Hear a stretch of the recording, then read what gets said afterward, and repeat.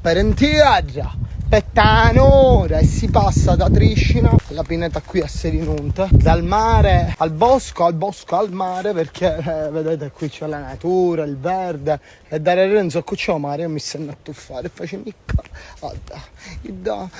tutta in nata scina a scina, mia madre mi diceva non ci stai ma a casa, stai a casa, scina a chiana. Invece le mamme di oggi devono pregare i figli per uscire, perché vogliono stare davanti al tablet, perché qui si annoiano, le zanzare mi pungono.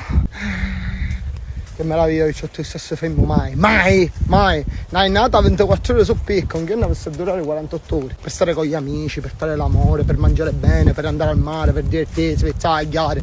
Mamma mi diceva fare i figli di zingari sempre in mezza strada, ora tutti quanti i piccini non possono uscire a giocare, che ci si dia il tablet e finito. Giustamente quando nasce nessuno che è chianci, una prima cosa che fanno i genitori è quale? Ci danno un tablet, bella assoluta, così un commatto, bello fare i genitori così, molto smart e poco clever. Quanto cambia il mondo. Comunque dal bosco poc'anzi ti giri mare, la pineta di Selinunte, minchia ragazzi, mi chiedo a fare un tuffo subito.